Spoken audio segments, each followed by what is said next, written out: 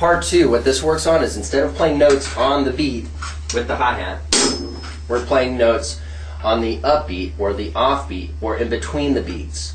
So instead of playing stuff like this, which was number one in the last section, number one in this section will be this.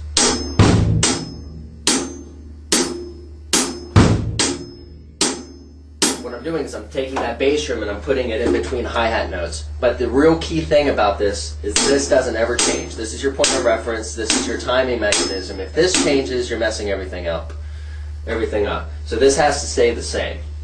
So a way to count this is, because it's on the upbeat, it's easy to say 1 and 2, 3, 4. So we call those ands sometimes. It looks like a plus on paper, but the way that we say it is A and D, like and.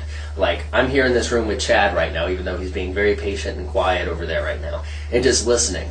But we're going to call that an and. So the first rhythm for number one, we're going to say in our head or out loud, 1 and 2, 3, 4. And if I kind of conducted it for you, it would be 1 and 2, 3, 4. 1 and 2, 3, 4. And the way that I would play it would be like this. 1 and 2, 3, 4. 1 and 2, 3, 4. 1 and 2, 3, 4. 1 and 2, 3, 4. Stop. So I just played the first one for you. As you go through these, the biggest problem that I see people running into, even though maybe you could just play that with me now. Maybe you can play the first whole page of this stuff with me now. But inevitably, what seems to happen with most people is they'll want to move the hi-hat around, for example, and do things like this.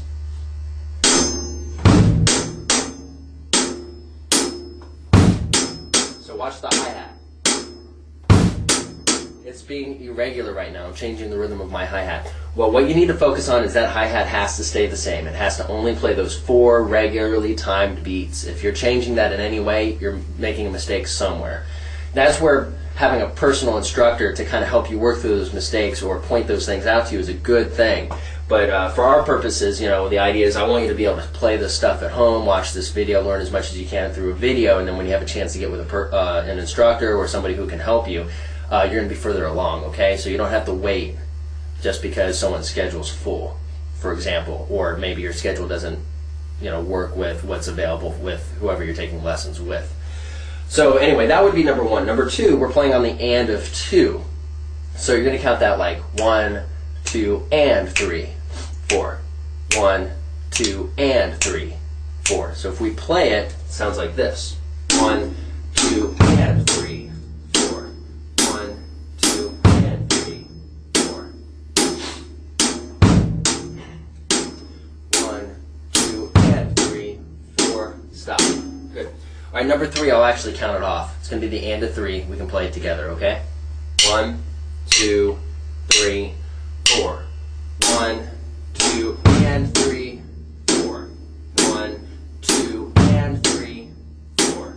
1, 2, and 3, 4. 1, 2, and 3, 4. Stop. Number 4. 1, 2, 3, 4. 1, 2, 3, 4, and 1, 2, 3, 4, and 1, 4, and 1, 4, and stop.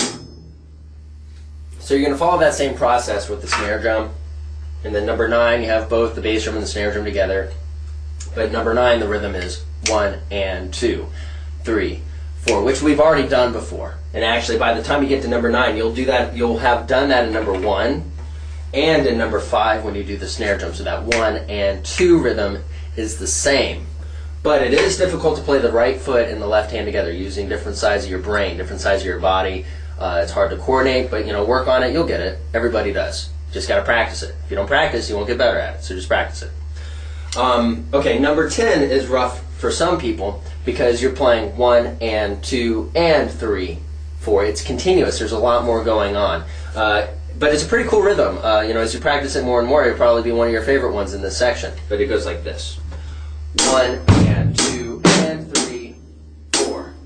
1 and 2 and 3, 4. my right hand stays the same. Right hand stays the same. And stop. Now as you go through this, it just moves the bass drum and the snare drum around, and you should be able to read all of that. Okay? So going on to the 16-bar exercise. You know, you have 24 of these exercises. After you can play all that stuff, you'll be in a really good position to do the 16-bar exercise. This 16-bar exercise takes the idea from this section and from part 1 section and combines it together. I'll go ahead and play this through for you at a moderate to maybe quick tempo so you can hear the phrasing on it and hear what it sounds like, and then we'll talk about some parts that people have trouble with. 1, 2, 3, 4.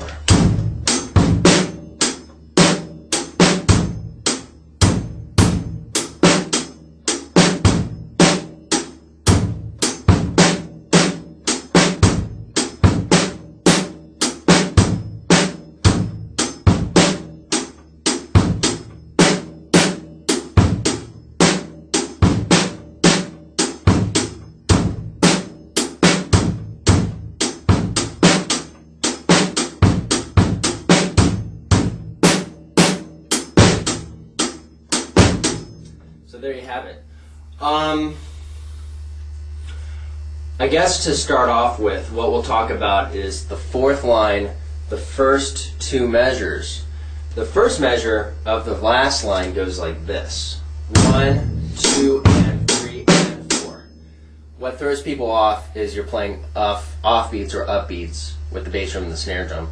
And you know, because we work through these exercises here on the other pages, it shouldn't be that big of a deal, but people struggle with that nonetheless sometimes. But the next measure, the second measure in that line, every single note you play is an offbeat. 1, and 2, and 3, and 4, and. That's rough for some people sometimes. It's just all offbeats. As long as you're counting, you'll be okay. And then from there in the third line, or third measure, you just get back to playing notes on the beat again. 1, 2, 3, 4. That's pretty easy, but the reason why I mention that is transitioning from the previous measure, from the second measure in that line to the third measure in that line, because you're going from off beats to on beat stuff, sometimes that transition's tough for people, so make sure you pay attention to that. Make sure your right hand isn't changing anything, that is steady, as we've been talking about. And then the last measure is sometimes tough for people because you're playing the left hand and the right foot, or rather the snare drum and the bass drum, on the and of 1. You're also playing it on the and of 4. Because they're together, that's tough, and because they're off beats, that makes it tougher. Work it out slow, just like we've talked about everything, you'll be fine. Alright, other stuff in here, I would just say, you know, like in beat, third line for example, you don't start on the beat. Most of these measures you kind of start hitting a drum on the beat, but when you get to the third line, the first note you play on the bass drum or the snare drum happens to be an off beat. It's on the and of 1, 1 and 2 on the bass drum. And sometimes that's hard for people. Everything else is about the same. It's not really that bad. Just work on it, practice it slowly. Now, here's what I recommend to do at this point when you're practicing. We've already been over section 1. You've probably practiced it a bit by now. Hopefully you should, because I wouldn't suggest practicing harder stuff before you get the easy stuff down. Or at least start working on it anyway. So at this point in your practice, what I'd recommend is every day you sit down to practice, run through the first 16-bar exercise a couple times. Just run through it, literally just run through it. You don't need to really work on too many things unless there's something that you're not getting that you really want to get down. Practice that a bunch. But just run through it and then spend more of your time on section 2 here. Really work on that a bit. Now we're going to go to section 3. If you're not ready to go on to section 3, just pause the video, come back to it when you're ready.